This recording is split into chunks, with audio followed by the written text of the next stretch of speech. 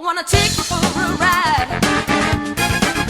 Welcome to Kick Scammers, the show where I, DJ Slope, along with the help from my Kick Scammer detective agency over on Discord, find the absolute worst Kickstarters, the scammiest Indiegogos, and most disgraceful GoFundMes to ever find their way onto the crowdfunding platform. And today, I plan to go back and look at the worst of the worst in my 6th compilation of Kick Scammer segments. Now that's what I call Kick Scammers Volume 6 to be precise, and in this one I plan to look at 5 terrible video game campaigns. These are some of my favourite stories that I've covered over the years that are from some of the scammiest individuals on the platform. Is favourite really the right word? You guys decide. In Kickstarter's worst video games. And heck, if you like it, perhaps I can do a list of my favourite Kick Scammer video games. It's up to you. Let me know down below.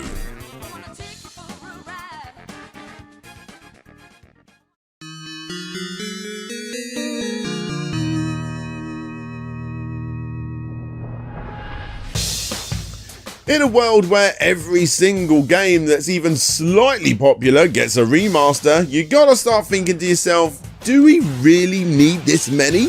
And yes, I am fully part of the problem, buying games that are basically exactly the same because I think to myself, you know what, I fancy playing that again. The controls on the Nintendo Switch aren't even as good as the controls on the Wii U. Yes, I said it, come on Nintendo, it's been 4 years almost. Sort the bloody drifting out. Regardless, Nintendo are not the only people that do these remasters, PlayStation are not too far behind them, and then of course you got Microsoft with Halo's Master Chief Collection. But what about the indie games of the Xbox 360? And no, I'm not talking about the Xbox 360's live arcade service, I'm talking about the indie game service. I actually did a video talking about these seriously short pocket money prices video games back in the day with Clint from Lazy Game Reviews. Back to you, Slope. They were super cheap and mostly super terrible games that were normally made by just 1 or 2 developers who were simply dipping their toes into the world of video game programming. On one end of the scale, you've got great games like Bleed 1 and Bleed 2, which actually did get remasters. And then on the other side of the scale, you got crap from companies such as Triskilla Games.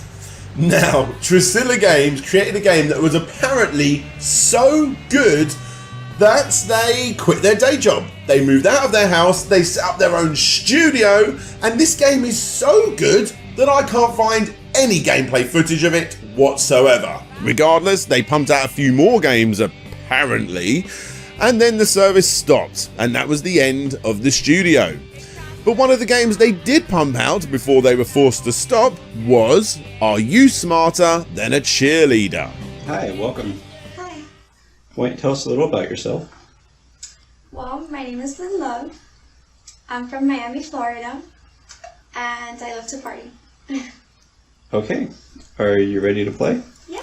Now this gameplay footage you see right here is that very game, and this Kickstarter was for a remaster of that game. Now obviously the game didn't get funded nowhere near. But that's not the interesting part of this story, is it?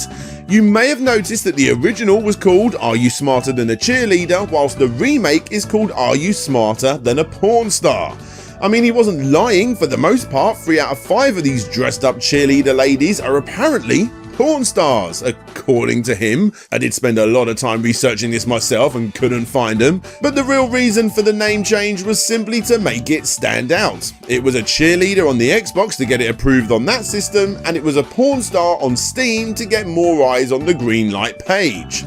But again, it goes deeper than this. The real reason he wanted eyes on the Steam page is to promote his other games, his better games, and that was something that he stated himself.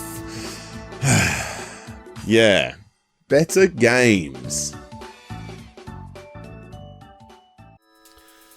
Hey there guys, I hope you're enjoying the video so far. If you are, please make sure you hit that subscribe button and more importantly that you hit the all option under the bell. Otherwise, YouTube will just likely not let you know when I upload future Kickscammer episodes, of which we have plenty on the way. It's a bit of an embarrassing thing to ask, but unfortunately those are the rules of YouTube. The more people that do it, the more people see future videos and the more this current one will be promoted. So a massive thank you to all of you guys for doing that very thing, and a massive shout out goes out to Skillshare, who have been sponsoring this channel for at least 6 months now. You guys seem to really love this online learning community with thousands upon thousands of inspiring classes, and as always, if you want to experience this yourself, you can for free for the first month if you're one of the first 1,000 people to click the link below and enter the personalized code Slopes Game Room, all one word without spaces, Slopes Game Room. That'll get you access to the website. If you're quick enough, it lets them know that I sent you, and hopefully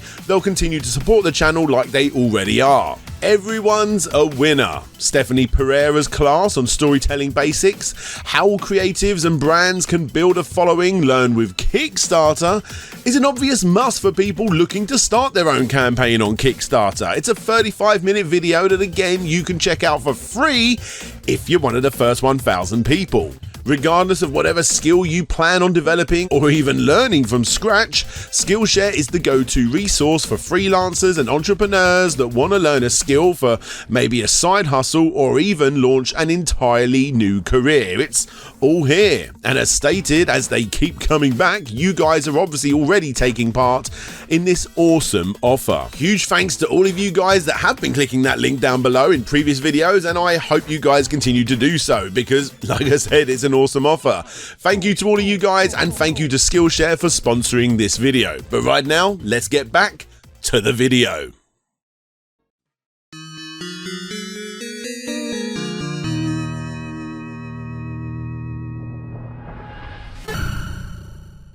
Rise from your grave.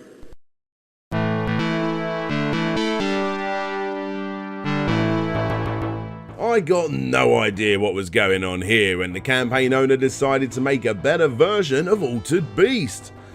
Yeah, to be fair, out of all the classic Sega games, Altered Beast is one of the fondest early arcade games that is in desperate need of a bit of a do-over. It's a game with so much incredible style, charm, and an amazing soundtrack to boot. But I think we can all agree it's one of their earlier games that has aged quite a bit, and it turns out that this Spanish Kickstarter creator thought so too. Now I would love to tell you more about this guy, but I can't.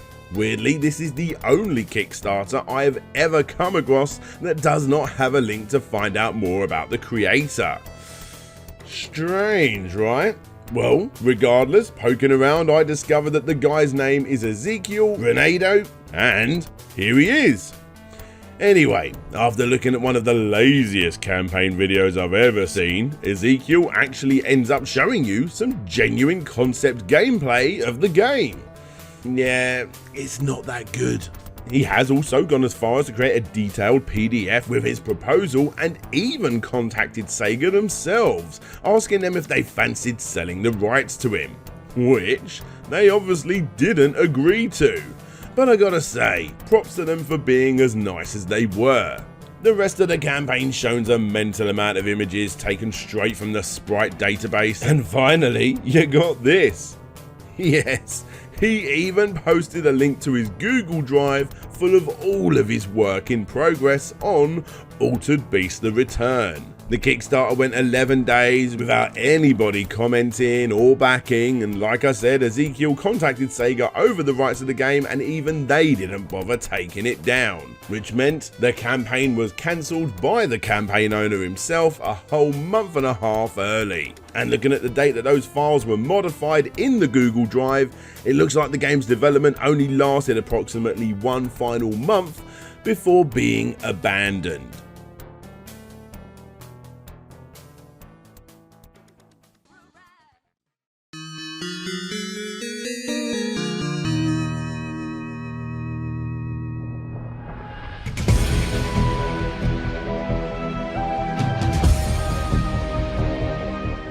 Confederate Express is a game that I can fully get behind. It started its Kickstarter life back on October 21st, 2013, and from a monetary standpoint was a success. This isometric shooter with stunning pixel artwork requires that you, a lone delivery guy, must deliver his package through the undead. Sometimes those packages are small, light and easy to get delivered, and other times they are heavier, bulkier and require a much longer journey through waves of zombies. The harder the package, the more money that you will get, and the more weapons you can buy for your next delivery.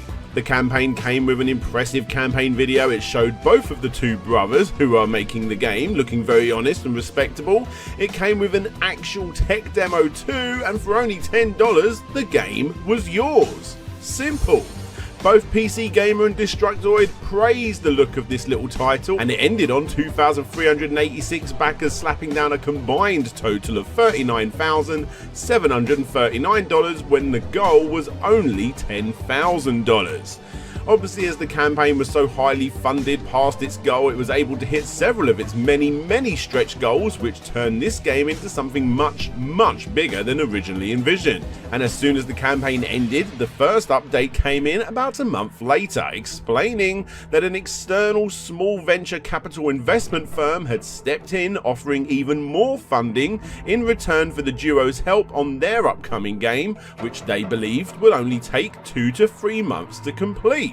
This delay was welcomed, however, by the backers, as the duo decided to use this extra money to implement every single stretch goal that was possible in the first instance. How awesome is that?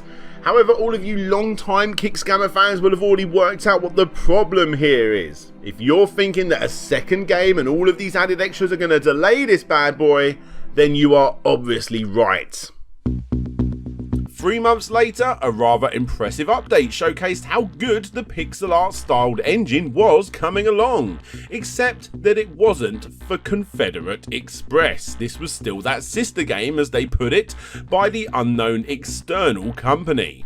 They did, however, explain that what you see here, which is arguably better than what was showcased originally, would also be implemented into Confederate Express too.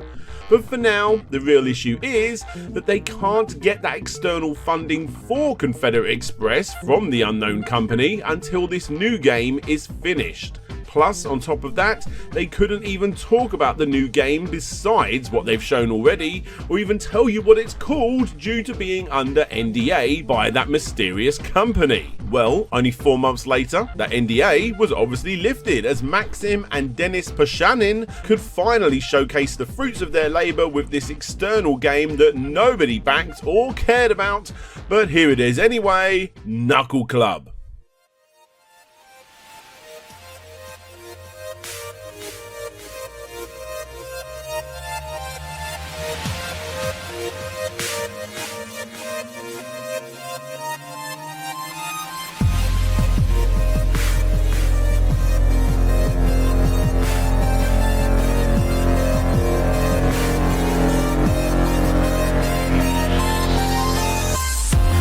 Besides it not looking all that great to play, in my opinion, the game still looked good enough to at least try, and for only $10 a pop, just like last time, I'd be more than happy to slap down some money for this if I knew about it at the time. But then again, I didn't back the original game, did I? Yep, this Knuckle Club title was another Kickstarter campaign by the external company that we now know as Kilobyte. This terrible judgment call of an update came in 8 months after the original campaign ended. It was seen by thousands of backers that still hadn't had any decent update on Confederate Express, and just to rub extra salt into the wounds, the update also stated that Confederate Express will be postponed due to a recent restructuring in Kilobyte. Azurjack summed up exactly what was going through people's minds after reading this update. So for backing Confederate Express, we are rewarded with the game being postponed while you launch yet another Kickstarter campaign. Is there a way to unsubscribe from any content that isn't specifically from what I've backed? I don't enjoy paying for nothing except being advertised at. Besides the new, unaware people pledging towards this new game, Knuckle Club started to get swamped with angry backers from the first campaign warning people not to back it by doing the usual pledge $1, have a moan in the comment section and delete the pledge. This was when some investigation work came into play by the more hardcore backers, and the first thing they wanted answering was, who the hell are Kilobyte? Well, that would be a company that was owned by the two brothers. Yeah, you kept that little detail secret, didn't you? Yeah, both campaigns were being run by the same two people, which they obviously tried to pretend isn't the case, as seen here in an earlier interview with the Clickist, where he stated, I have no control over Kilobyte's business decisions. yeah, sure you don't. It's pretty obvious by now that all of the money raised on that original campaign was being used sparingly between both of these campaigns.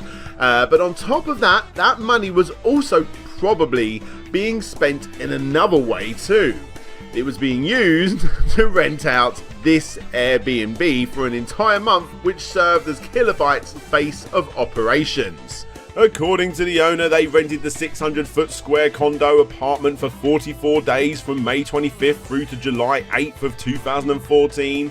As it was such a long period, Maxim paid Airbnb the first full month in advance, which was $1,827 plus fees. However, on day one of moving in, he complained that the water from the taps was cloudy. In other words, it was hard water. And that he didn't like the gated entrance, demanding that she should give him a full refund. For some strange reason, the property owner actually agreed to this. However, when she went to Airbnb to try and give them back their full refund, Airbnb stepped in and suggested that they should just leave the premises. But they didn't. As she seemed to not have any choice in the matter, the property owner decided to just let them both stay for the remainder of their visit, counting down the 44 days for it all to be over, before trouble started up again 30 days into the stay, where Airbnb couldn't take payment for the second month from Maxim, meaning that for the remaining 14 days the duo lived completely for free. Your reservation contract is up to date July 8th at 12 noon. This is also a 24-hour courtesy notice that the power and electricity will be shut off tomorrow, July 9th. I hope that you'll check out peacefully today without any need for authorities to get involved. Hi Corey, this is Maxim. I have consulted my attorney. As I have said multiple times already, I am legally occupying the domiciliary, E104. My nature of work from home is dependent on having electricity, and my income while working averages of $1,000 to $7,000 per day, involving over 2,000 customers in the United States alone. If the electricity gets cut off, I will be losing money every day. I am pressing charges for blackmail and damages caused by your negligence and malicious misconduct, including $3,800 PID espresso machine, as well as the medical bills for my brother's hospital visit after he got sick here drinking unfiltered tap water. Also, not only what you do is illegal, it is also extremely discriminatory in nature and had caused me and my brother a lot of stress and suffering. Maxim. By this point, the discovery of these issues had made their way into the comment section of the two campaigns. Knuckle Club was suspended by Kickstarter themselves, and in response to all of this, Maxim replied to one of the commenters, Okay guys, what's the latest deets on the drama? 10 out of 10 with Squat again. You see, the boys have obviously done their homework, because after your property has been rented for 30 days in California, the law states that your occupants are now considered tenants on a month-to-month lease. And to get the person or persons evicted, you would need to lawyer up, costing between $3,000 to $5,000 in legal fees, as well as the 3 to 6 months worth of rent lost whilst you try to fight it. And you guessed it, it turns out that the brothers knew exactly what they was doing, as this wasn't their first offence. Back in June of 2008, they both checked into the Sommerman Inn Hotel in San Francisco with the expected rent to be $225 a week. They did just this for a short time, but on March the 13th, 2009, the owner insisted that the brothers pay overdue fees of $2,700, that they had failed to do so since December of the previous year. The case ended in court, which they didn't show up to, and therefore were forced to leave the premises and pay the remaining money owed. And on top of this, he tried to sue his landlord, another property too, back in 2012 due to ongoing construction in plaintiff's backyard, which was a calculated cost due to the nuisance breach of covenant of quiet enjoyment breach of contract. This too never went ahead due to Maxim never showing up to the hearing. Still, it doesn't exactly paint a pretty picture now, does it? The duo held up the proceedings in every single instance, answering the door with their faces covered with scarves and hoodies, claiming not to be Maxim, but instead the brother Dennis, as the documents would need to actually be given to Maxim directly. And you guessed it, he was never in. They wound up the owner even more when neighbours took photos of all of the windows and doors that were left wide open whilst the air conditioning was on full blast, as she would be the one paying the electric bill and not them. Who knows if this was done intentionally or not? All we do know is that these two were incredibly scammy. And then, a month later, as more and more news sites jumped onto this story, the two started to get nervous. Remember, this was one of the earlier Kickstarter scams, hence its popularity, which was why on August the 19th they packed up and disappeared. Now, no damages were made, and from what I can tell, nobody saw them go. They just vanished. Not just from the property, but from both Kickstarters too. They have completely gone. Not a word was heard from the duo over the next few years, besides their names popping up from time to time by various websites listing the worst funded games from Kickstarter, but no matter how many times news sites or backers or anyone tried to contact them, they would never ever get a response. The phones were disconnected and the emails all just bounced back. And then, out of nowhere, surprisingly, on September the 7th, 2017, a whole 3 years since the last update and slightly more than 3 years since its expected release, a new update on the original campaign emerged. Dear friends, we are here to make amends. We have made many mistakes, and not communicating with you guys was the biggest one. A total dick move. What were we thinking? Overwhelmed and frustrated, our poor judgment got the best of us. You must know that we kept a kindling fire of our project going. This entire time we were putting the game together, a bit slowly but steadily, constantly learning and improving during the process. The game is very close to being finished, and we are working extra hard to deliver the best we can. There is an early build available for you to check out. We understand that this might come as too late for some of you, but all we ask is if you could find it in your heart to forgive us. We are eternally grateful for your support. Dennis and Max. Wait, so the game is actually going to get released? Sorry to say guys, but your backers couldn't care less by this point after seeing all of the antics that you've been getting yourself into, and your apology, that wasn't accepted either.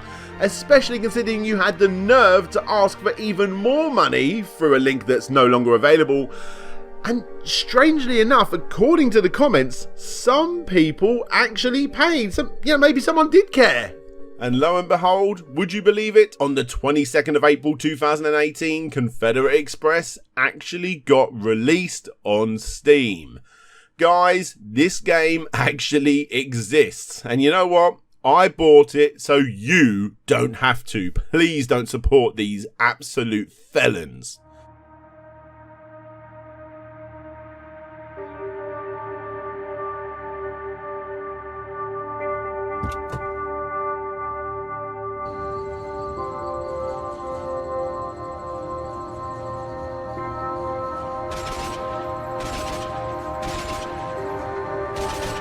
In a nutshell, it's okay. You move by clicking where you want to go with the right mouse button and you shoot with the left. It takes some serious time to get used to the controls, and due to its incredibly slow and sluggish movements, it borders on frustrating over anything else.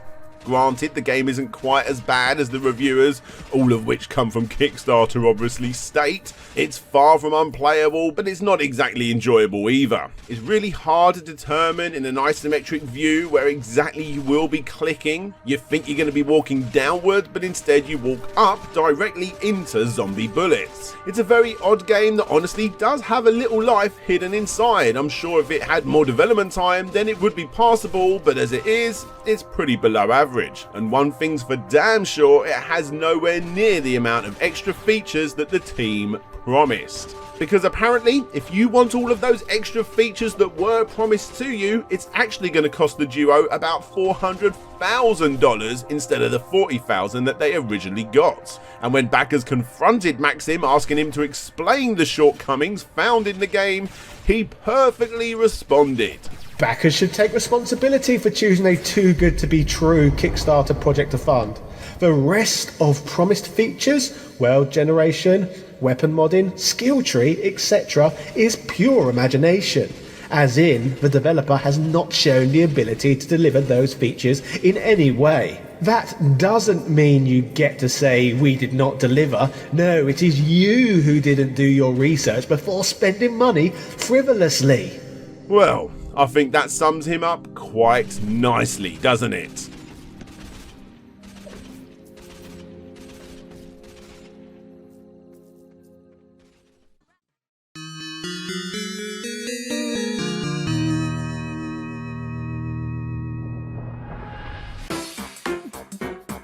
Back in April 27th, 2010, the rather brilliant fan-made crossover platform flash game Super Mario Bros. Crossover was released on Newgrounds and became an instant hit. The title was essentially the original Super Mario Bros. With one very obvious mix-up. It allowed you to control characters from different games such as The Legend of Zelda, Mega Man, Metroid, Castlevania, and plenty more. It's a simple idea, but obviously, especially back then, it was anything but simple to code. Yet Jay Pavlina and his team did make it happen, and simply, it was good. Anyway, as time went on with several updates popping up to include extra levels and characters, it got to a point when Jay wanted to actually make some money on his game, which obviously he couldn't do as it was full of more copyrighted characters than an unofficial Smash Brothers game. So, obviously this was when he and his team went over to Kickstarter as Exploding Rabbit to work on the game Super Retro Squad.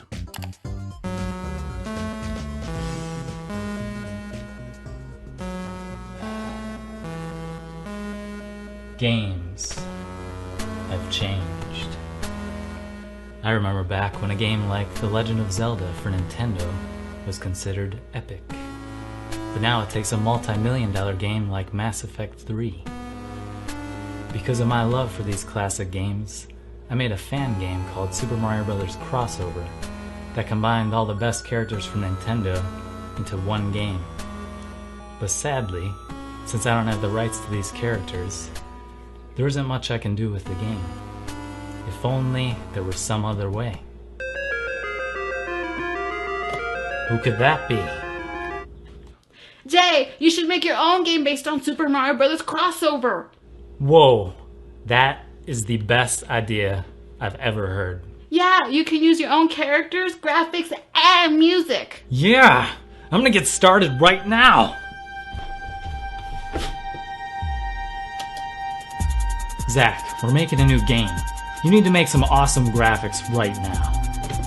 Don't worry, I'm not going to play this whole thing. For people that like this slow, dragged out sort of humour, as always, the links will be down below. Basically, Jay's way of getting around the heavily sprite-stolen game was to change up the characters into new characters. I mean, obviously it was all done in tongue-in-cheek fashion. The characters were not simply different colours to the original properties, but instead they were redesigned ever so slightly to still show off the obvious influential design, but at the same time not get sued by any kind of big corporation. Look, there's no beating around the bush of this one. The campaign knew exactly what it was doing, and the people that actually backed this knew exactly what they were getting themselves into. And due to its already rather large fan base from the Newgrounds days, As well as Kickstarter themselves heavily promoting the project, it did indeed shoot way past its goal of only $10,000 and ended on $53,509 from 1,853 backers. But that was back on July 19th, 2012, with an expected release of March the following year. They continued to earn money through a now defunct PayPal link too, and yeah, it's still not out. The first true sign of any issues came around about April 2013. Having missed the date and forgotten to update the backers an endless amount of times, Jay posted an update explaining in detail just how tough it was working on Super Mario Bros. Crossover and Super Retro Squad at the same time.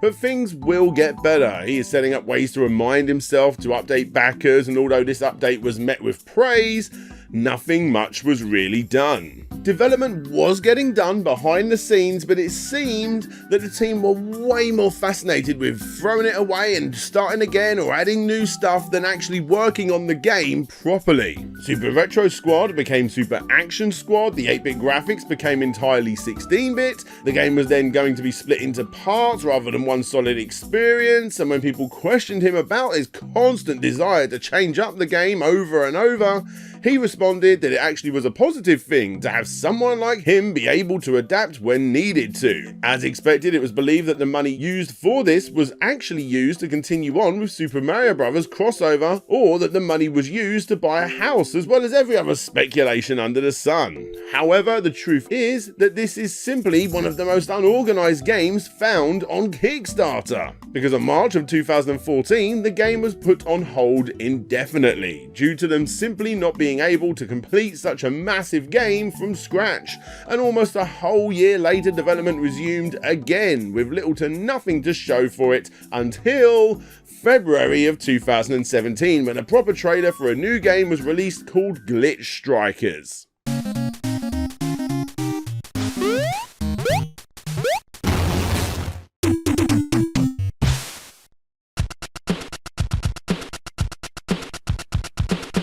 Now granted, the idea of the game still looks great, except that this has completely fallen off too. And that's it, guys. I think the main thing to take away from this segment is that some games simply have no chance. Sure, taking the word of someone who had made a popular fan game is not always the best option, especially since creating a fan game and a full-on game are two entirely different things.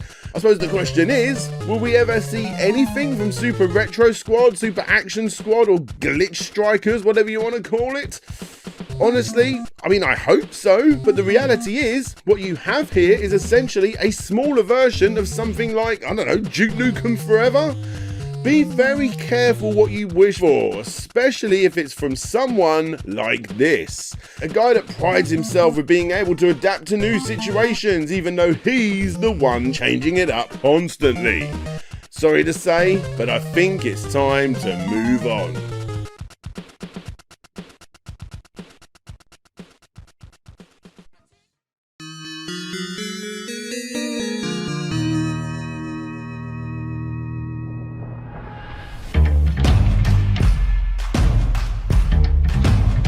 Somewhere out there, far away, someone has built a town. A town where you can live, work,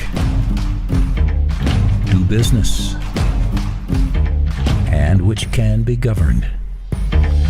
What you are looking at is the trailer for the game Raw, an MMORPG game that, for the right people, again completely smashes games like Grand Theft Auto 5 out of the park. And the aim of the game is really down to you. The small town needs people to run the shops that run out of supplies. It has land for you to purchase and build on, not just in the town, but anywhere really on the game.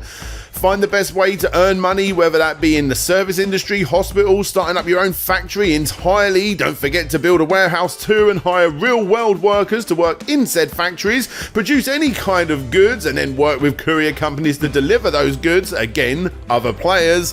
Discover oil and open up fueling stations, or, you know, just work in the police force and work your way up. Or, of course, you could be a bit more GTA typical. Become the mayor and constantly tackle to keep that job. job, building upon the town by giving other people jobs beneath you, and obviously making sure to actually listen to your residents' needs too before they come fighting for your job. And then of course you've got all of your downtime activities, fishing, shooting, flying, playing with incredible sports cars to discover the stupidly big open world. You can go camping, hunting, the possibilities are endless. And like I said, you can do all of the usual GTA stuff too, which is obviously the big selling point. You can club together to take on the cops or be the cops and take on the bad guys. Sounds amazing. The good thing about games like this is that practically anybody can enjoy it, but of course nobody can enjoy it because it never got released. But let's not get ahead of ourselves here, guys. Let's go back to June the 16th of 2019, when this project first got off the ground. The trailer was obviously the big selling point here, and 10 days later, the 70k euro project was funded. That tiny figure continued to rise pretty consistently, even though pretty much everyone that was reporting on it was saying the same thing. How the hell are a tiny team that have never made a game before going to make something that arguably looks more impressive than Grand Theft Auto, which again cost $137 to $265 million initially to make? And these guys only wanted 70k. Plus, when you go back and look at that trailer, there's no real gameplay footage here. Well, that all changed, because if you go back to the 18th of January, you can see a short update claiming that the gameplay demonstration is actually on its way. And according to commenters that were a part of the now destroyed Discord server, that demonstration was coming within a week of the launch of the campaign. And spoiler alert, that demonstration was late. But don't worry, because it did arrive on the 24th of June 2019, along with a whole heap of unanswered questions by concerned fans. So whilst this gameplay footage plays, I will read a few of the answers found in this post.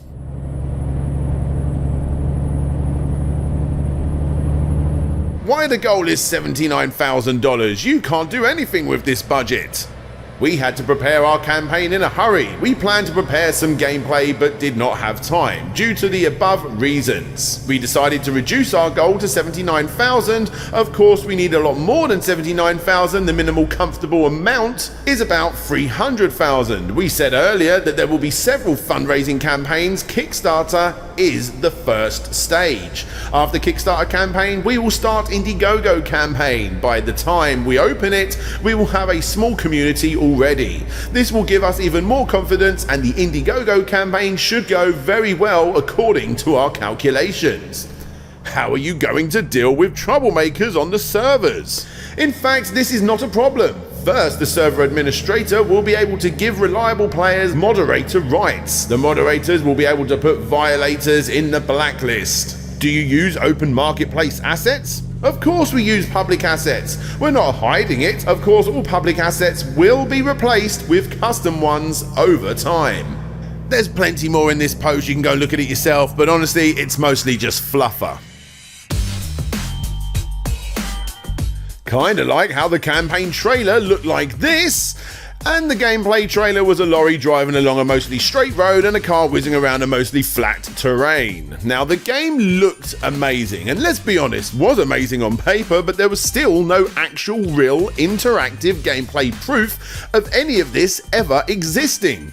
For those that don't know, all you have here is actually Unity store-bought assets, like they admitted themselves, but what you may not know is that a lot of these Unity assets actually come with everything needed to work.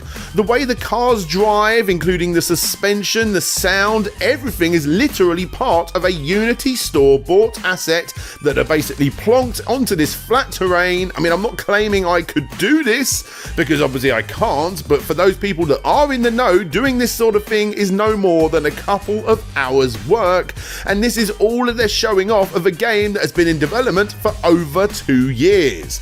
I mean, it's pretty obvious that the longer this campaign went on, it was getting more and more people calling it out as a scam. But still, it didn't matter because that initial trailer was just so good that every time someone reported on it, even if they were calling it out as a scam, more eyes were on the project and that figure did rise and rise and rise.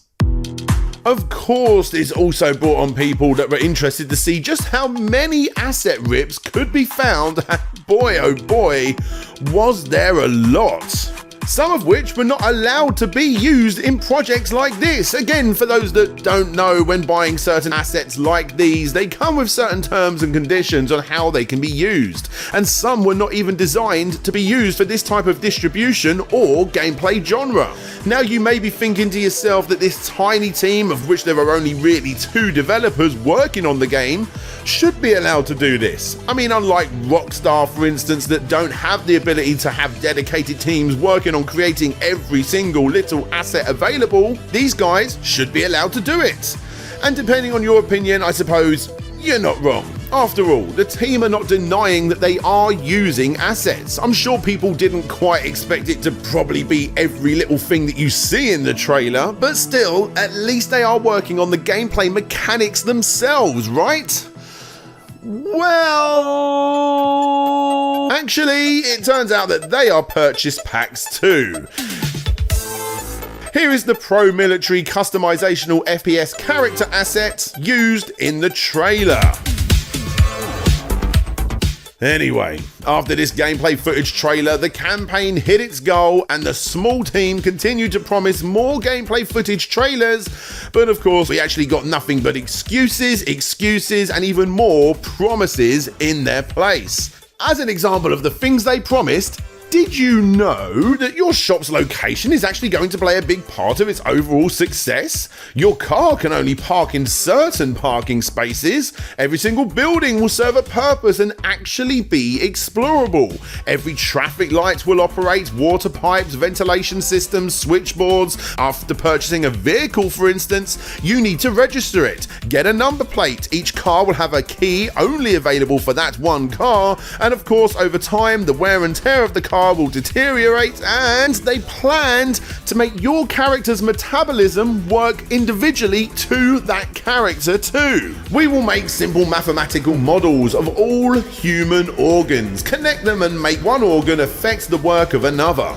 We will also add infections, various diseases, and an encyclopedia of those diseases. For example, each disease will have its own symptoms and treatments. Some diseases will have common symptoms. Then the work of medics and the overall gameplay will be more interesting. Medics will have to choose treatment options more carefully, and if they are not choose it right, there will be a risk that they will worsen the player's condition.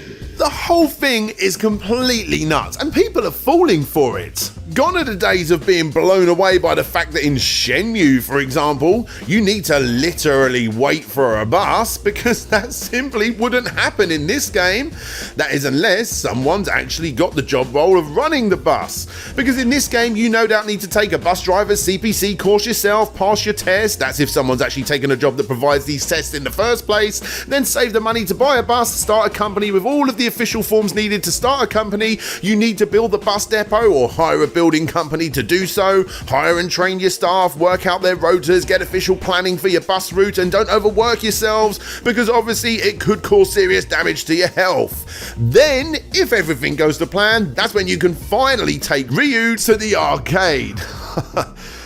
Okay, maybe I went too far. But honestly, I don't think I did. The game is literally impossible to make in this day and age, and that was something that the majority of people covering this story also believed was the case. Heck, if this kind of game did exist, would you want to come home from your real life 9 to 5 to start a new 9 to 5 in this game? It doesn't make sense. Like, for example, what happens when someone breaks the law in this game, which is pretty common in games like this? Does that mean that every time that person logs in, mean they are just sitting in jail for years? The whole thing is baffling to me, and although I'm sure there are a small niche of people out there that would like to and would probably become addicted to this life inside of a game thing, I mean, it's happened before, obviously never to a game this in depth, and it doesn't matter anyway, because my guess is that it would never work. Not only because it's impossible to make, but also because 95% of the average players out there would just turn it into a massive playground of killing and f***ing everything that you see in the game, which is even more believable if your character has actual bodily organs and customizable features. You get me? Keep it up. What I'm trying to say is that this is completely unbelievable, especially from a team of only 2 people, even if they did hit their goal of 300,000 over the several campaigns goal that they had planned originally. But again, it doesn't matter, because when that campaign had less than 24 hours to go, it was abruptly cancelled by Kickstarter themselves. Now, this apparently came completely out of the blue with absolutely no warning to the creators of this campaign. Guys, expect to see our message about the current situation in Discord. Kickstarter closed the project without even trying to figure out what was going on. The gameplay video was almost finished. We will continue the project anyway because a huge amount of the effort has been invested in it. Please don't listen to a bunch of offended by life idiots and their bullshit. Thank you for your support and faith in us. Best regards, Alex from Killer Whale Games.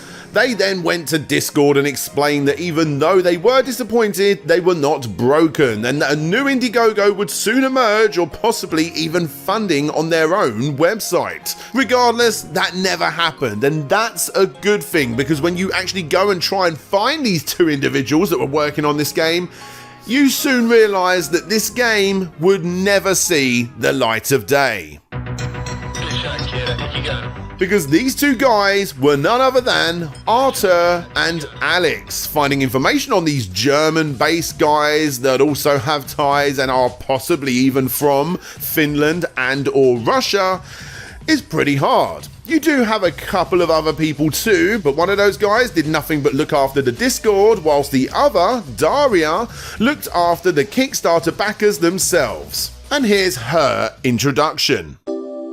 Daria, 25 years old, Germany, who is writing right now this post for you and very often answers to your comments and messages. Sorry I don't always answer politely enough, I get sometimes my period. So anyway, back to Alex and Arthur. Alex is pretty easy to dismiss as practically nothing is known about him. He can mostly be found in the comments section of videos, bashing on people that didn't believe him and occasionally on Discord fighting his corner. But Arthur, full name Arthur Hertikainen, has left a tad more of a trail. We don't know exactly who he is. He's very likely one of these people as seen in an old Vimeo account that he owns under the name Square Object, where he basically runs around with his DSLR camera adding filters and basically getting slightly better with his editing, if adding stupid amounts of filters and trap music so it looks like an Instagram showreel is decent editing. You of course can be the judge of that. And yeah, his Instagram is just as Instagrammy too. Thankfully, this wasn't the only place that he uploaded to, as a YouTube channel also exists that not only includes the Kickstarter trailers we've already seen, but a whole heap of incredible machinimas. And for those people out there that don't know, according to Wikipedia, machinimas is the use of real-time computer graphic engines to create a cinematic production. Most often, video games are used to generate the computer animation.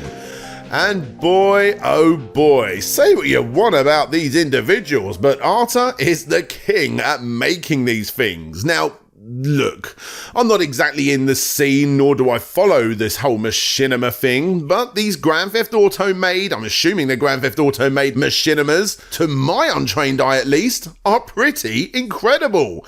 And if you're thinking that if you had these skills, then you could probably make a convincing looking game trailer with tons of off-the-shelf products, sell it as an actual game on Kickstarter, and then just chuck a couple of slightly more impressive off-the-shelf products into a room with it to drive around in or run around surrounding, this is the second gameplay trailer they were talking about, by the way, not interacting with anything in said world and gain yourself a cushy €200 at the same time, then you would be damn right, because that's all this is.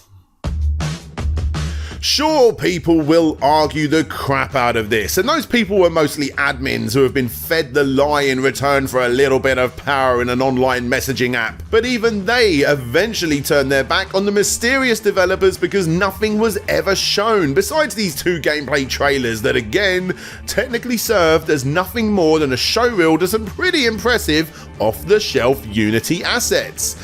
And that's it. After the Discord was shut down, everything related to Killer Whale Games, as they called themselves, stopped getting updated. The website is now obviously gone too, and even Arta's own personal social medias went completely dead. I'm sure he's still out there, but he's probably, no, scrub that, definitely under a different name. Now, to be fair, there is a slight chance that these 2 chaps had visions of creating this incredible game like the world has never seen before. But honestly, that's all it was. A cool idea, no different than my 5-year-old son's plan to work at Nintendo when he grows up and create a new Pikmin game with all of these cool new colours. The difference is, he's 5 years old and awesome. And these guys are not. Sure they are, or at least one of them was a talented machinima artist. There's no way we can deny that.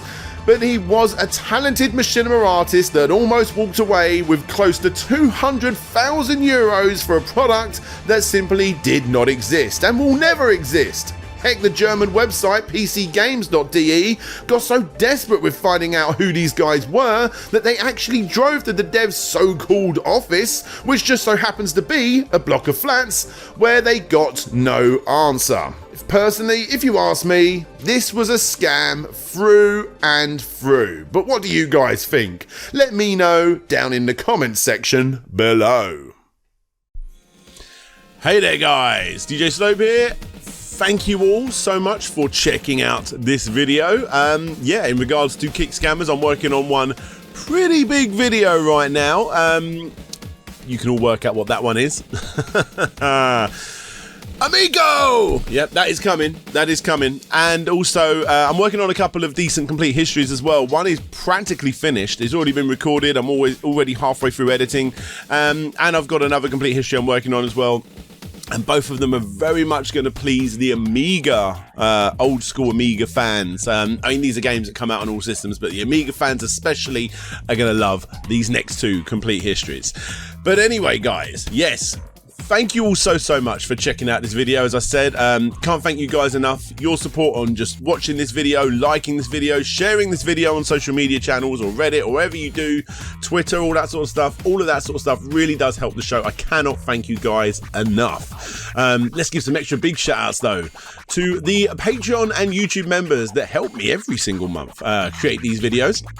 Let's give an extra big shout out to Aaron Gorman, Aaron Agro Crag, Akatimo84, Andrew Dalton, Arista, Benjamin Guy, Big Rico, Brian Perez, Chev Matic, Chris the Shapeshifter, Chris Walker, Christopher Devero, Clan Bob, Conrad Constantine, The Action Saction, Daniel Terrazas, Dina Anyone, Digsy B, Game Apologist, Gary Pingett, Ian Quell, Intrigued Gaming, Etika Teacher, The Ashen Knight, Jay is Manchild, Jabba Al Aiden, James, Jeff Mianowski, Jeremy Bauer, Jeremy Rodriguez, Josh Gibbons, King Link Reviews, King of Carrot Flower, Lucas Softail, Man Shovel, Matt Jackson, Michael Ridley Dash, Mike Fallon, Mind of the Unsane, Nicholas Burtner, Nick Pollard, Over Giles Zane, Roll VP, Roll. I was doing well. Ray Blair, Retro to Next Gen, aka Lou, Richard Alderdick, Rovan Army, Sir Nilsson, Shade Silent, Shadow Dragon, Solids Captor, Stephen, Taylor Rainwater, That Gamer, The Cunning Linguist, The Sneaky Ferret, Tim Lund, Todd Paul Float G, Vitas Varnes, Vike Echo, Wobbles and Bean, The Wonder Ducks, and Yeeho and Burglar. I like getting into a good rhythm when I do that, and I messed up halfway through, but not too bad, not too bad. Thank you to all of those awesome people and every other name you see on the screen here for supporting the channel. Yeah, thank you guys so much. If you guys want to do so, there'll be a link down below. And like I say, we've got a couple of Kick Scammers coming up and a couple of complete histories coming up as well. Yeah, exciting stuff, exciting stuff. I'm going to get this all ready to go now because I am about to go off on a holiday that's been 4 years delayed due to obvious reasons. But guys, Very, very excited. I'll be back in about a week's time to continue on with that next complete history, and I really, really do hope you guys enjoy this and plenty of other videos. I'm rambling now. Let's get out of here. DJ Slope signing out, and hopefully I'll see you all next time. Bye-bye.